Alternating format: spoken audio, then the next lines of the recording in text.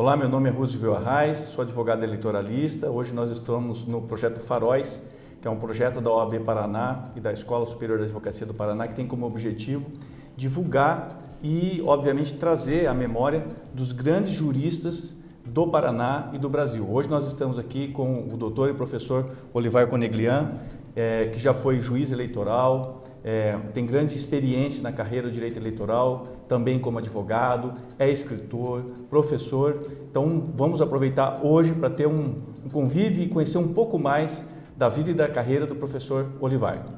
Doutor Olivar, bem-vindo, é uma satisfação poder estar com o doutor aqui.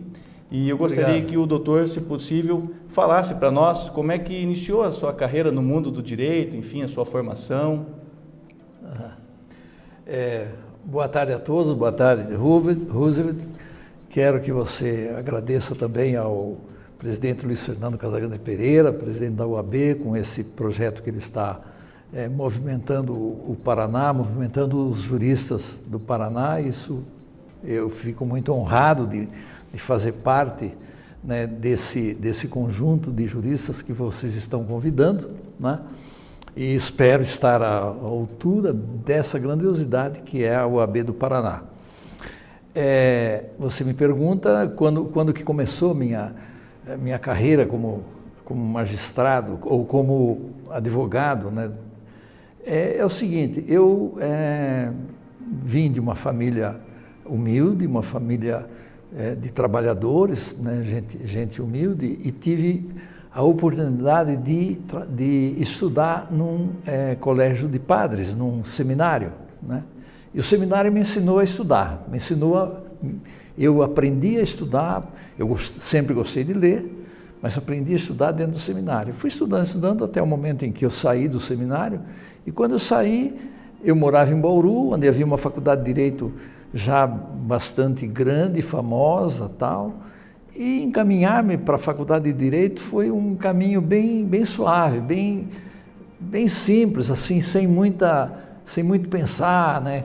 Que eu vejo hoje os meus netos se batendo, o que eles vão fazer em vestibular, tudo, e para mim foi uma coisa natural. Veio naturalmente, entrei na faculdade de Direito. Depois de fazer Direito, eu fiz uma faculdade de Filosofia em letras anglo-portuguesas, né? Tanto que a minha grande formação é de professor, é para ser professor. Eu sempre fui professor, mesmo quando fui juiz e agora como advogado, mas meu desejo e minha vocação sempre foi de professor, né?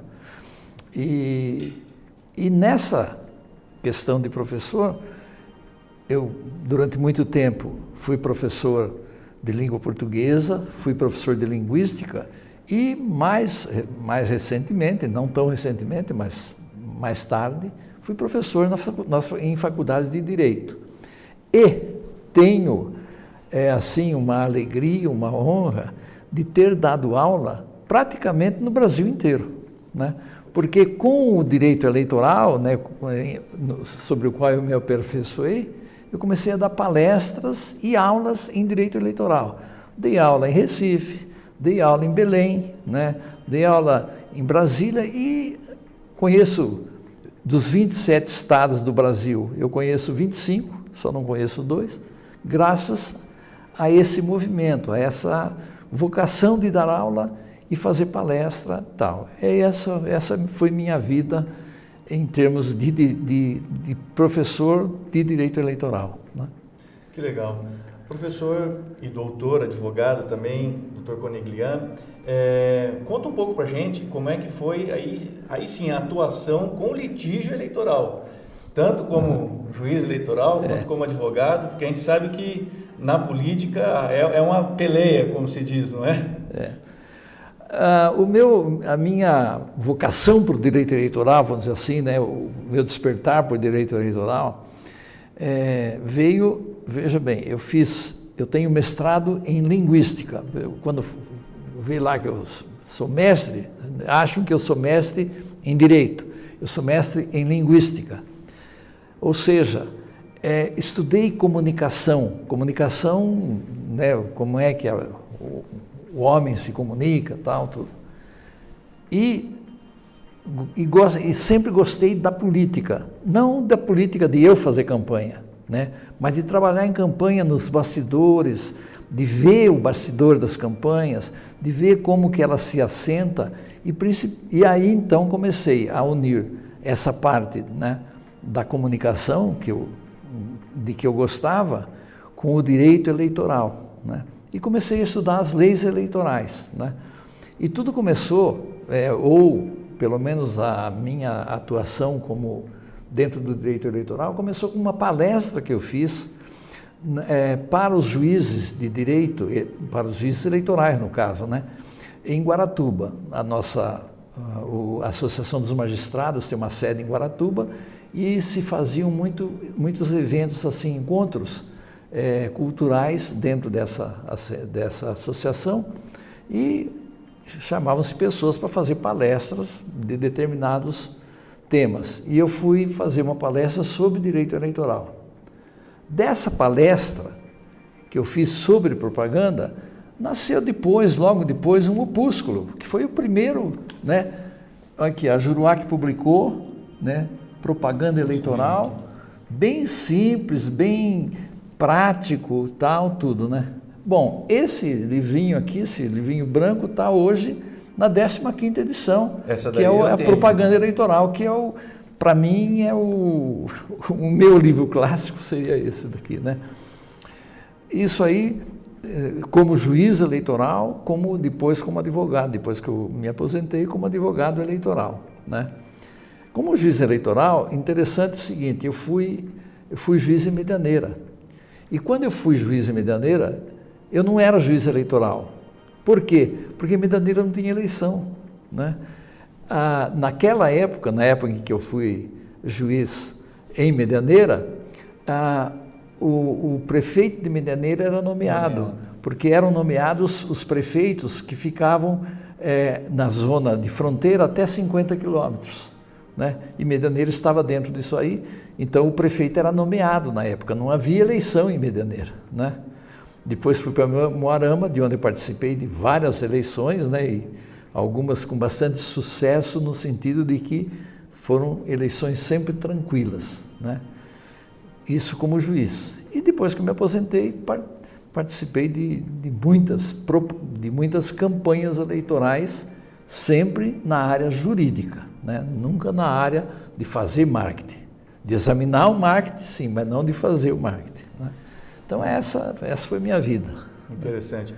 O senhor poderia relatar algum caso pitoresco, assim, que o senhor acha interessante da sua carreira como magistrado e também, eventualmente, como advogado, um caso que o senhor se recorda, assim, que marcou a sua atuação? O senhor poderia compartilhar conosco?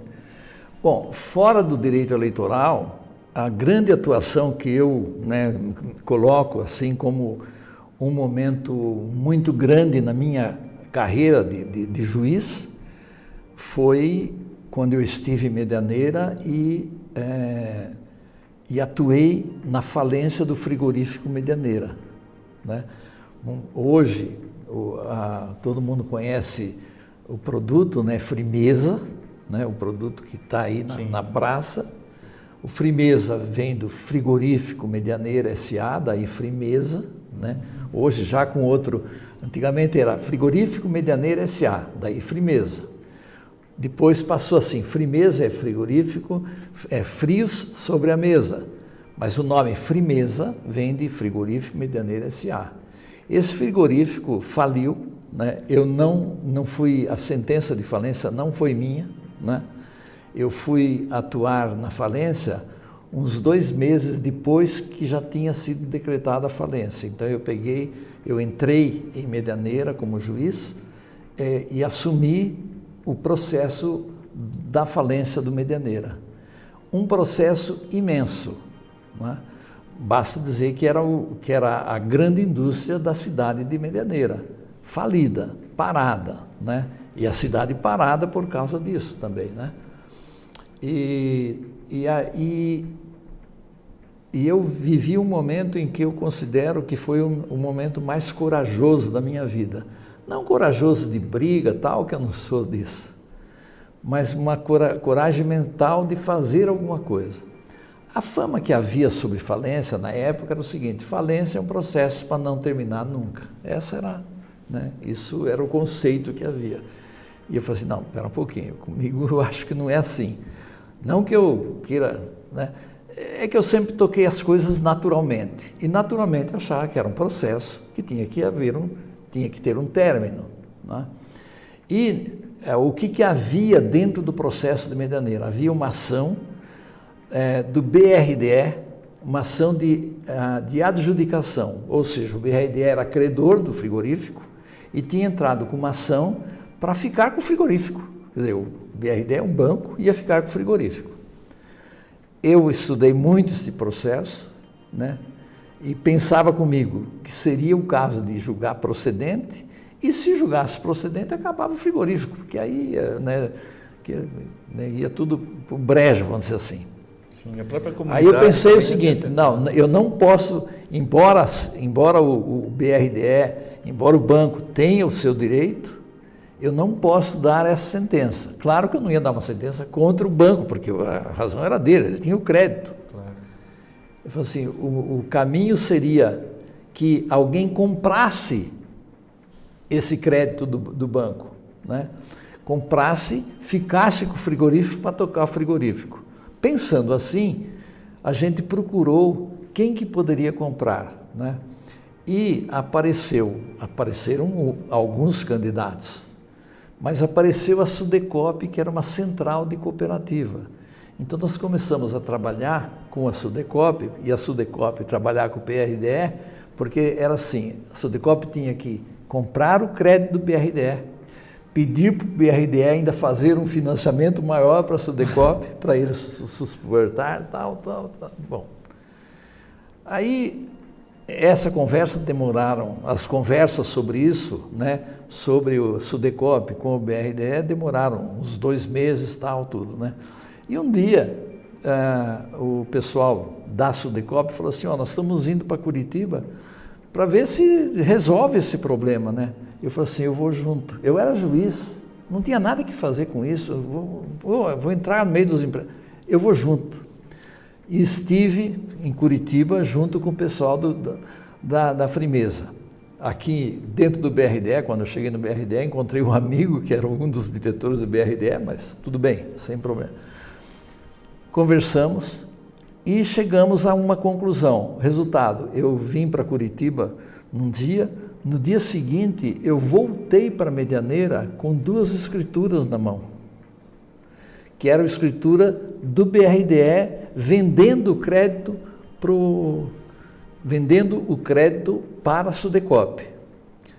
Aí o pessoal, nós saímos de um cartório com as 2 escrituras mais ou menos na hora do almoço, né? Aí o pessoal, nós vamos almoçar. Eu falei assim, não, eu vou para Medianeira. Peguei um avião, fui para Medianeira, tinha alguém me esperando já em Foz do Iguaçu, me trouxe para Medianeira. Às 2 horas da tarde eu entrei no meu gabinete, em Medianeira. Meia-noite e meia, né, das 2 horas até meia-noite e meia, eu fiz 2 sentenças. Saí do gabinete, assinei as sentenças e entreguei para alguém, eu não me lembro quem. Esse alguém de carro veio para Curitiba e entregou as 2 sentenças no Diário Oficial, na imprensa oficial, para sair no Diário Oficial. Aí 2 dias depois saíram as 2 sentenças no Diário Oficial para correr o prazo. Esse prazo venceu num dia 26 de dezembro. Eu lembro que eu vim para Curitiba, passei o Natal aqui, na noite de Natal voltei para Medianeira para esperar o trânsito julgado. Quando foi 5 horas da tarde, o trânsito julgado, falou assim, o frigorífico é da Sudecop. E aí começou uma nova vida do frigorífico. Incrível, a comunidade deve ter feito uma placa em homenagem para o doutor, né? Porque... eu recebi de lá, de Medianeira, eu recebi o título de cidadão honorário, um título que me honra muito, né? E sou agradecido por ter recebido o título e acho que foi a recompensa daquilo que eu fiz como juiz, fiz, né, profissionalmente, mas que para mim sempre foi vamos dizer assim, um auge, né, da carreira, que eu posso dizer assim, quem fez isso fui eu. Olha, eu fico feliz da gente estar gravando esse momento, porque isso serve como orientação não só para magistrados, mas para os advogados em geral, né? E mostrar como, às vezes, o esforço em conjunto pode levar, ainda mais numa questão dessa que envolve uma cidade inteira, é uma comunidade que, no fim das contas, estava, né, em jogo por conta dessa decisão judicial.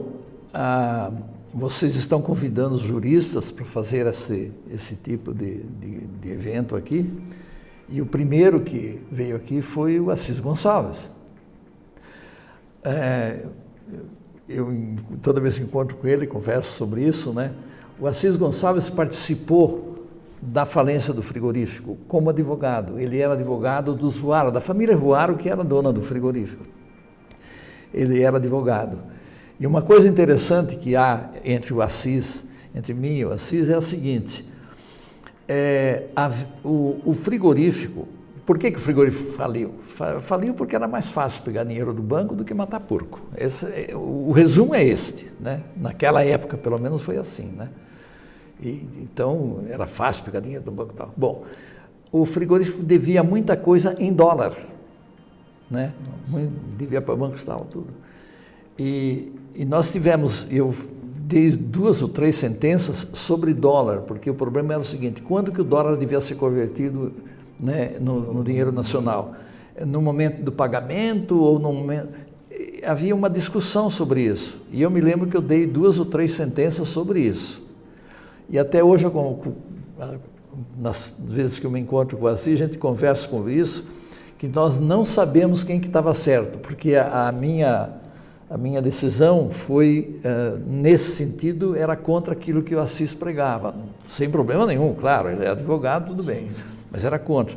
E nós brincamos, falei, Assis, nós nunca soubemos quem que estava certo, se era eu ou você, porque como houve a venda do frigorífico e houve um acerto muito grande, desapareceu isso aí, não houve necessidade de recurso, etc., tal, para o tribunal, para saber quem que estava certo, né? Mas tive essa convivência com o Assis e foi uma convivência muito agradável. Já que o senhor tocou no nome do doutor Assis, o senhor poderia comentar sobre os seus contemporâneos, enfim, como os seus colegas da advocacia, do mundo do direito, do mundo, enfim... Veja bem, eu era um meio estranho do Paraná. Eu sou paulista, vim para o Paraná para ser professor no interior, né?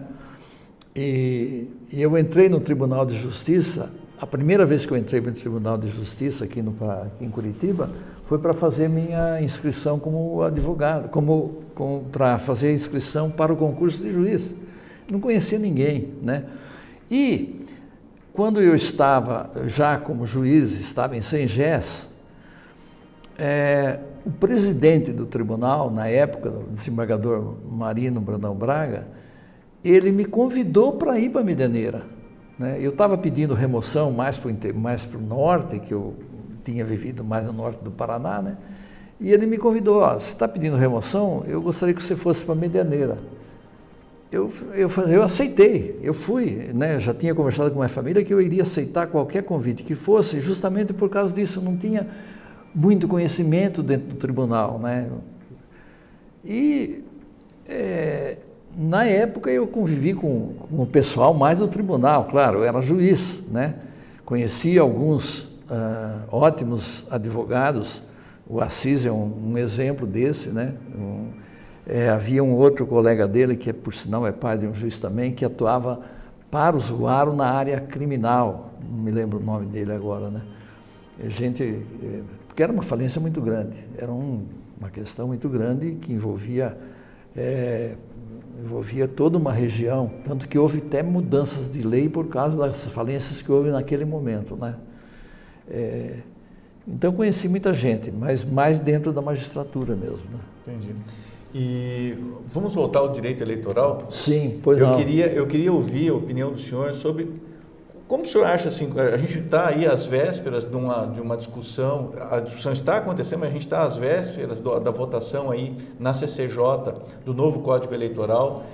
A gente sabe que o senhor tem um longo estudo sobre o processo eleitoral. Eu gostaria que o senhor falasse um pouco para a gente sobre essa perspectiva de por onde que o direito eleitoral deveria estar se encaminhando? Como o senhor vê a discussão atual? Um dos livros meus é Propaganda Eleitoral. E o que eu acho da propaganda eleitoral em si? A legislação, os legisladores olham a propaganda como se a propaganda fosse uma coisa ruim, tanto que nós temos um monte de não pode isso, não pode aquilo, não pode aquilo, não pode aquilo. Quando a propaganda devia ser mais livre, mais solta, mais leve. Ela não é solta, não é leve por causa porque a lei ela é muito restritiva em termos de propaganda. Antigamente nós tínhamos a propaganda em outdoor. Não pode mais ter propaganda em outdoor. A propaganda em outdoor é uma propaganda limpa, bonita, tal, tudo. Não pode. A propaganda disso não pode, né? As cidades hoje, na época de campanha, estão limpas. Quer dizer, é bom isso? É bom que estejam limpas? Claro que é bom que estejam limpas, mas está faltando um pouco, né, daquilo que a propaganda trazia, que era aqueles enfrentamentos de rua, etc. Tal, né? Então, eu acho que a propaganda em si, ela é muito restritiva. É claro que, de uns tempos para cá, a grande propaganda, ou a massa da propaganda, ocorre nas redes sociais. Isso não tem dúvida nenhuma, né? Então, ela não é uma propaganda em que precisa do corpo a corpo, nada disso, né? Mudou muito, né? E nós temos um monte de regras agora a respeito da propaganda em redes sociais, né? E são regras sempre restritivas, né?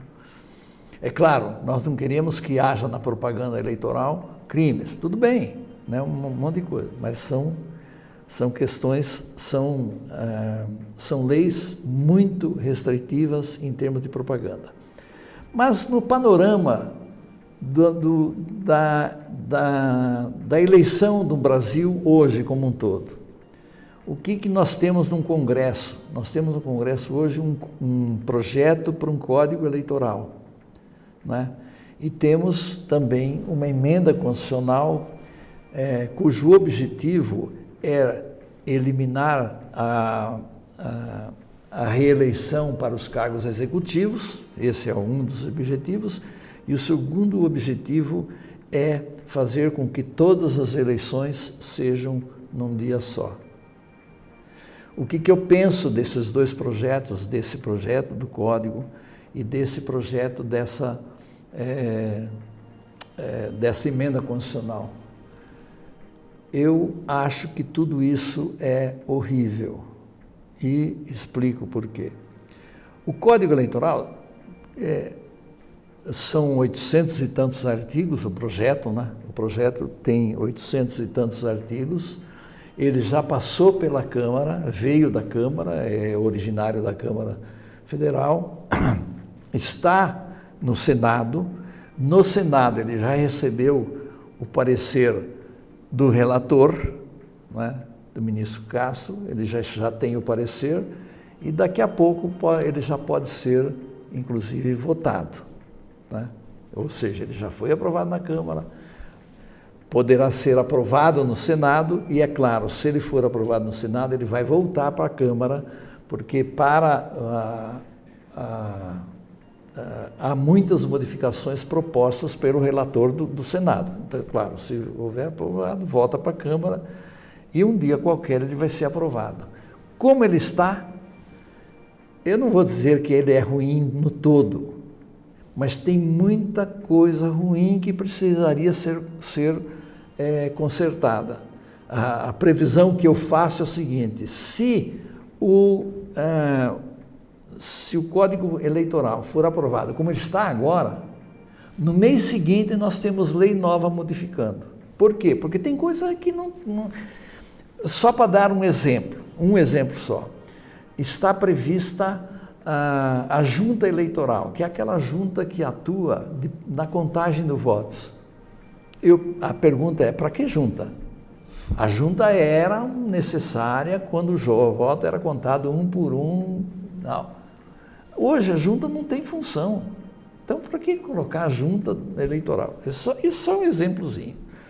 Um outro exemplo é a questão do limite de gastos, né? Coloca-se um limite de gastos que alguém pode fazer na campanha. O que está previsto no código é uma excrescência, é um absurdo legal, um absurdo. Por quê? Porque em 2016, 2018, antigamente, vamos voltar, antigamente, como era que era esse limite, como é que se fazia esse limite? Cada partido e cada candidato dizia qual seria o seu limite. A partir do momento em que ele dizia, aquele era o limite dele. Então, um candidato de uma prefeitura pequena podia dizer que ia gastar 50 e o segundo candidato dizia que ia gastar 5. Ele era o limite que eles puseram para eles mesmo. Tudo bem. Em 2016 e 2018, estabeleceu-se, foram estabelecidos esses mesmos limites. E a partir daí, a lei diz o seguinte, que os limites são aqueles de 16 e de 18. Ou seja, eu estou como exemplo Belém e Curitiba. O limite que foi colocado em Belém é muito pequeno para Curitiba. E é igual de Londrina, né? Por quê? Então é uma excrescência, não, né? Esse é outro elemento. Um outro elemento que eu digo que, vamos dizer assim, eu não gosto como está e gosto muito menos daquilo que foi colocado no código, que é a questão da inelegibilidade, né? Qual é a sanção de inelegibilidade? Primeiro que o Supremo disse que inelegibilidade não é sanção. Até hoje eu não entendo por que não é sanção. Como que não é sanção? Ah, não é um castigo? Claro que é um castigo. Sim. Dizer que a pessoa é inelegível. Claro, eu sou inelegível porque eu não tenho 35 anos. Ah, tudo bem. E, claro, aí não é uma sanção, né? Eu não posso ser candidato a governador porque eu não tenho idade. Ah, tudo bem, isso não é sanção. Mas quando eu digo assim, ó, você fez essa coisa errada e por isso você é inelegível, isso para mim é uma sanção, né? Perfeito. E vejam bem, quais são as sanções? As sanções são todas elas, 8 anos de inelegibilidade. Então, um cidadão que quis ajudar um amigo dele e fez uma doação, e essa doação passou de um certo limite, esse doador pode ser sancionado com uma inelegibilidade por 8 anos, certo? Bom, aí eu tenho um outro prefeito, um outro candidato a prefeito, que foi em 10 casas e comprou 10 votos, tal. E ele vai ser inelegível. Por quanto? Por 8 anos. Então são 8 anos aqui e 8 anos ali, mas são coisas bem diferentes. Com certeza. Então, eu não concordo com essa questão, como ela está posta na lei das inelegibilidades, né? Isso teria que, o Código Eleitoral devia prever essas mudanças, prever essas modificações, essas nuances, tal, tudo. Então, o que eu penso a respeito do Código Eleitoral, do projeto de Código Eleitoral? Eu penso o seguinte, que a OAB, que a ESA, que a comunidade acadêmica que gosta do direito eleitoral, estude bem o que está lá no código e proponha já, imediatamente, alguma modificação no projeto, para que não venha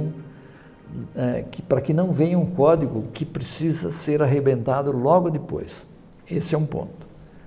Segundo, há uma emenda constitucional, né, em trâmite, que prevê, primeiro, a não reeleição para os cargos executivos e, segundo, a unificação das eleições. Então, imagina uma próxima eleição onde todas as eleições vão ser no mesmo dia, na mesma hora, no mesmo lugar. Qual campanha que eu vou fazer? Qual campanha que vai ser mais importante? A de presidente, a do governador ou de prefeito? A de deputado, de senador ou de vereador? Todas elas juntas, todas elas no mesmo momento. Eu acho isso inconcebível, né? Nós já temos a eleição que nós chamamos de eleição geral, em que se elege o presidente da República, os governadores de estado, senador, 1 ou 2, dependendo da época, e deputado, federal, estadual, distrital. Essa é a eleição geral. Uma outra eleição municipal. Toda vez que há essa eleição, e de 2 em 2 anos, qual é o que se pensa a esse respeito? Se pensa o seguinte: o país para por causa da eleição. Então, a cada 2 anos ele para por causa da eleição geral, né? Está voltado para a eleição geral. 2 anos depois, ele está voltado para uma eleição municipal. E como é a eleição municipal nos 5.700 municípios do Brasil, o país também para por causa da eleição municipal. Então, de 2 em 2 anos, por causa da eleição, o país para. Então, o que nós vamos fazer? Fazer uma eleição só a cada 5 anos. Eu acho que isso não é possível. Acho que não é racional fazer uma eleição só cada 5 anos. Alguns falam assim: mas isso, se fizer assim, se fizer de 5 em 5 anos, vai haver pouca prática da democracia. Isso é, de fato, né, haveria essa pouca prática, mas não é aí que eu vejo o grande problema. O maior problema que eu vejo é que todas as eleições seriam de uma vez só, né? A cabeça do eleitor vai ficar louca, né? A cabeça dos políticos vai ficar mais louca ainda, porque qual dessas eleições que é mais importante? É de presidente da República ou de vereador? Não, de vereador é menos importante. Tá, tudo bem, mas é de presidente da República ou de prefeito? Não, de presidente da República é mais importante. Não, espera um pouquinho. Para mim é mais importante a de prefeito, porque o prefeito é que está cuidando da minha rua, etc. Tal. Qual que é mais importante? Não, a do Estado, que vai cuidar da educação. É muita coisa para se pensar numa eleição só. Já é muita coisa quando se pensa na eleição geral para presidente, governador, deputado, senador. Já é muito. Mas o Brasil já aprendeu a conviver com isso. Juntar todas num buraco só, num momento só, é muito, no meu entendimento, é muito perigoso. E eu tenho uma fórmula que é uma fórmula louca, completamente absurda. Mas vamos olhar nessa fórmula, ver se ela é tão absurda assim. Qual seria a fórmula que eu proponho, já que querem mudar a eleição para que o país não pare de 2 em 2 anos? Fazer na eleição municipal o contrário do que está se pensando. Não unificar, ao contrário, pulverizar.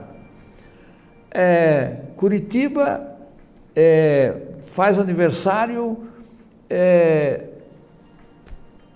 em 19 de março. Tá, então a eleição em Curitiba vai ser 19 de março. A eleição em outro lugar vai ser tanto. Pulveriza. Vamos supor que venham as eleições gerais de 5 em 5 anos. Tá, de 5 em 5 anos. Então, para presidente, governador, senador, deputado, de 5 em 5 anos. Então, em 4 anos eu não tenho eleição. Não tenho eleição geral. Vamos dizer, então, no 5º ano eu tenho eleição geral. Em 4 anos eu não tenho. Nesses 4 anos, há eleição municipal. Onde? Em vários lugares no Brasil, em várias cidades, né, tal, né? É só fazer a lei, estabelecer, tal, e a partir daqui, cada cidade vai ser eleição num dia, no outro, durante 4 anos. Só não haveria eleição municipal no ano em que há eleição geral. Será que isso é possível? Primeiro, possível é, né? Pela lei é só fazer a lei, claro, ela vai dar trabalho para fazer tudo, mas é possível. Segundo, mas a justiça eleitoral vai ter que trabalhar mais. Mas ela já existe, ela está ela já está segmentada, já está pronta, né? Não há nenhum problema nenhum. Ah, não, e as campanhas? Não, pera lá, a campanha vai ser na cidade, né? Ali, naquela campanha, em Colombo está havendo eleição esse ano, então está tendo eleição lá em Colombo, Curitiba não, né? Em São José dos Pinhais vai ser daqui 2 meses, pronto, não tem problema nenhum, não vejo problema quanto a isso, né? Pulverizar, ao contrário de unir, acho que seria, eu até pago para ver, eu acho que seria uma coisa boa. Além de evitar aquele estresse, o doutor é advogado eleitoralista e sabe que na época de eleição municipal vira uma correria tremenda, porque às vezes a gente está atendendo mais de um município e isso sobrecarrega tanto os advogados quanto a própria justiça eleitoral, porque tudo acontece muito rápido, numa vez só, não é? Se as eleições forem todas de uma vez só, como é que vai acontecer? Como é que vai ser o juiz eleitoral, por exemplo, ele é o juiz da eleição municipal. Não, mas ele é o juiz da eleição municipal, mas nesse ano ele está fazendo eleição municipal, está fazendo estadual e está colaborando na nacional. É possível, claro que é possível, mas é uma ideia, para mim, não é boa. Não é boa. Essa ideia de unificar todas as eleições, né? Eu não vou discutir aqui se deve terminar ou não a reeleição, se deve fazer o mandato de 5 em 5 anos. O problema não está nisso, né? Eu vejo um grande problema numa unificação das eleições. Perfeito. Doutor Oliveira, o senhor foi magistrado eleitoral por muito tempo e eu gostaria de ouvir um pouco o senhor falar sobre como deve ser o perfil do magistrado eleitoral que atue bem, enfim, que se integre ao direito eleitoral e, obviamente, o seu propósito maior que é entregar para a população, né, um processo eleitoral equilibrado, enfim. A gente tem que olhar a justiça eleitoral, na verdade, que são 2 justiças. 2 justiças no seguinte sentido: ela é uma justiça executiva, ela é um elemento executivo das eleições e ela julga as eleições. São 2 coisas bem distintas. No processo de conduzir as eleições, a justiça eleitoral, no meu entender, é perfeita, né? Pode haver um problema, né? Mas a justiça eleitoral se conduz de uma forma muito profissional, muito dedicada e muito eficaz, né? Na eleição, por fazer a eleição, por conduzir a eleição, por administrar a eleição. Já em termos de julgamento, aí nem sempre a gente concorda com os julgamentos, tudo, e aí tem os recursos, etc. Né? Mas a justiça eleitoral em si, né, com o seu corpo de assessores, seu corpo de funcionários, ela é muito boa. Eu tenho uma questão a respeito da urna eletrônica. Fala-se muito da urna eletrônica e por que não existe o voto impresso. A desconfiança que existe a respeito, é uma desconfiança pequena, né, a respeito da urna eletrônica. No meu entendimento, quem provocou isso foi o próprio Supremo, o próprio Tribunal Superior Eleitoral. Por quê? Porque o Tribunal Superior Eleitoral devia dizer o seguinte: a nossa urna é boa, é uma máquina, pode ter defeito e se houver aperfeiçoamento nós vamos fazer. Esse deve ser o pensamento básico da justiça eleitoral, né? Mas, por exemplo, quando vejo um presidente do TSE ir ao Congresso, né, para fazer lobby, para não votar na urna que vai imprimir o voto, eu não acho que está certo. Não, né? Acho sim que ele, como presidente, tem que defender a urna, tudo bem, mas não fazer lobby. Lobby tem que ser, está no Congresso, é o Congresso que vai fazer. Não ter medo da própria urna, né? Não, será que vão descobrir alguma coisa da urna? Não, a urna é muito boa. Pode ser aperfeiçoada? Claro, uma máquina pode, claro que pode ser aperfeiçoada, né? Então não ter esse medo de aperfeiçoamento, né? Mas o tribunal fica pisando em ovos, dizendo o seguinte: não, ela é perfeita, se alguém falar mal dela, está cometendo crime? Não, não é, né? Qualquer um pode falar mal dela. Claro, se falar assim, não, nessa urna houve uma fraude, então prove, tudo bem. Mas conceitualmente, falar que eu posso melhorar a urna, tudo, isso pode ser feito. E o tribunal não precisa ter medo disso. O tribunal sabe que ela é boa, então está boa, né? Ah, mas vamos criar um sistema que dê para imprimir o voto. Se esse sistema for melhor, não tem problema nenhum que se adote esse sistema. Não, se fala, não, peraí, ele não é melhor, ele é pior, então não vamos... Claro, nós não queremos retroagir, não vamos voltar, né? A urna é muito boa, né? Ela é muito boa e ela é confiável, né? Só que esse discurso de proteger a urna de tal forma de que ela é intocável, cria desconfiança. É isso que eu penso. Ela não precisa desconfiar dela. Está aqui, ó, faça o que vocês quiserem. Bom, então esse é o meu pensamento a respeito da urna. Então, né, antes da urna eletrônica, havia fraude antes, durante e depois. Com o advento e a implantação generalizada da urna eletrônica, pode haver fraude antes, mas durante o processo eleitoral e depois na contagem de votos, não existe fraude mais, né? Isso desapareceu, saiu fora, né? Mesmo que alguns ainda falem que não, né? Ninguém até hoje provou nada.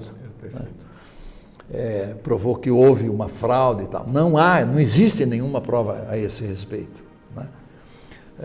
Então a urna é boa e a justiça eleitoral, nesse campo de produzir a eleição, ela atua muito bem. Em relação ao juiz, porque o juiz eleitoral, ele vai ser juiz que vai comandar a eleição e que vai julgar caso, né? O que eu penso do juiz é o seguinte: ele não precisa amar o político, mas ele não pode ter medo do político e não pode ter preconceito contra o político. Ele vai atuar dentro do processo que é um processo de democracia, que existe através do voto e que tem candidatos e que tem o político, né? Então ele vai viver nesse meio. Quando ele é um juiz de uma comarca única, né, comarca que só tem o juiz, ele vai ser juiz eleitoral. Quando ele está numa comarca maior, ele poderá vir a ser o juiz eleitoral. Ah, mas ele não gosta de político, não quer conversar com político, tudo. É muito fácil, não aceite ser juiz eleitoral, só isso. O que ele não pode é ser juiz eleitoral e ter preconceito contra a política em si, né? Ele não pode ter esse preconceito. Por quê? Porque ele vai atuar justamente para escolher o político. Ele vai atuar, não é ele que vai escolher, claro, é o eleitor que vai escolher, mas o sistema, todo o conjunto de ações que vão chegar para eleger aquele político, é ele que vai comandar, né? E ele tem que ter isenção completa para poder fazer um trabalho bem feito. Perfeito. Doutor Olivar, eu gostaria de te pedir duas últimas coisas. Uma seria o senhor deixar uma mensagem para os advogados, mas em especial para os advogados que estão iniciando em carreira. E como o senhor também tem uma outra formação que não é só jurídica, eu ia pedir a gentileza, se o senhor puder ler para nós um dos seus poemas aí para a gente deixar de mensagem final para todos.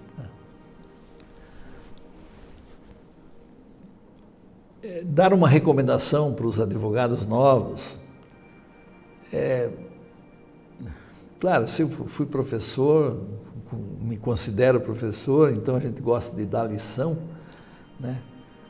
Mas para os advogados novos, principalmente o advogado que vai atuar na campanha eleitoral, que vai atuar na justiça eleitoral, saber o seguinte: primeiro, que a atuação do advogado dentro da justiça eleitoral é diferente da atuação dele na justiça criminal, na justiça empresarial, tal, né? Começa do seguinte, começa que os prazos são todos exíguos, né? Na justiça eleitoral, as questões têm que ser mais simples, não haver defesa de teses, grandes teses não cabem na campanha, pelo menos. Na campanha não dá tempo, e não dá tempo nem do juiz ler, as questões são bem simples, né? E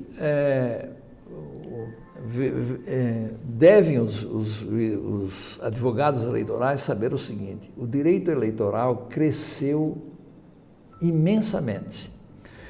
Eu me lembro quando eu comecei a atuar na justiça eleitoral, né, atuar como juiz eleitoral, atuar como escritor eleitoral, que havia 3 ou 4, eu chegava num congresso, num seminário, tinha lá 3, 4 livros, né?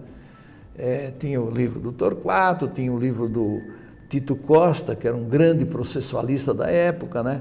Tinha o pioneiro nosso, que foi Fávila Ribeiro, depois veio o livro do Joel, no mesmo tempo começaram a vir os meus livros, né? Hoje a gente já vai num congresso, esse Congresso Brasileiro de Direito Eleitoral, por exemplo, que existe aqui em Curitiba, que é o maior do país, com imenso sucesso sempre e com novidades imensas e coisas boas, né? A gente percorre as livrarias que estão ali e vê quanto? Vê 300, 400 livros diferentes. Então, houve um crescimento exponencial do direito eleitoral, né? Tem obras magníficas. A academia começou a produzir, começou a academia a aparecer e depois produzir obras muito boas, né, em todos os sentidos, sobre todos os aspectos do mundo eleitoral, do mundo jurídico eleitoral, do mundo da democracia em si, né? Nós temos obras ótimas. Então, se eu tivesse que dar algum conselho a um advogado novo que queira entrar na justiça eleitoral, procure bons livros e vai achar, primeiro. Segundo, entre numa campanha eleitoral. Entra com espírito para conduzir bem a campanha eleitoral e na campanha eleitoral vai aflorar, né, essa questão de combatividade e rapidez, que a justiça eleitoral exige combatividade e exige rapidez e exige, claro, que se aprofunde nos temas, né, e veja sempre que a eleição é justamente esse elemento da justiça, da democracia, presente na democracia, né? Isso é o que é de bom que existe nas campanhas eleitorais. Graças a Deus que no Brasil nós temos campanha eleitoral cada 2 anos, né? Muito bom isso. Se vier de 5 em 5 anos, e se houver só de 5 em 5 anos, acho que vai haver um empobrecimento nesse aspecto, né? Mas eu fico também à disposição também para os alunos que queiram, às vezes, conversar comigo, e eu gosto muito de conversar sobre o direito eleitoral. Em relação aquilo que não é do direito eleitoral e que não é do direito, que é mais da alma da gente, né? Eu só vou ler um poema bem pequeno aqui, do qual eu gosto muito, né? Que diz o seguinte, que é uma cena comum. O nome do poema é esse, Cena Comum. O mendigo suplicou silenciosamente. Só seus olhos pediram, só suas mãos receberam, só seu coração se alegrou enquanto o pão saciava a fome de bons dias. Depois ele foi embora, com a mesma cara, os mesmos trapos, os mesmos gestos automáticos de pedir. Mendigo sempre, como nós todos. Lindo, muito obrigado, doutor. Obrigado por esse tempo conosco. Agradeço aqui, estou emocionado, estou até arrepiado. Sensacional. Agradeço aqui, então, em nome da Escola Superior da Advocacia, em nome da OAB Paraná, do nosso presidente Luiz Fernando Pereira, que lançou mão desse projeto, e assim fico muito feliz de poder ter sido eu estar com o doutor aqui. Eu me sinto privilegiado, né? Então faço esse agradecimento especial. Espero que a gente tenha a oportunidade de poder ouvi-lo mais vezes logo em breve. Obrigado, doutor. Eu é que agradeço o poder ter estado aqui, né? Mando meu agradecimento por Luiz Fernando, né? E dizer que estar na ordem aqui, para mim, é uma grande alegria. Tá bom? Obrigado.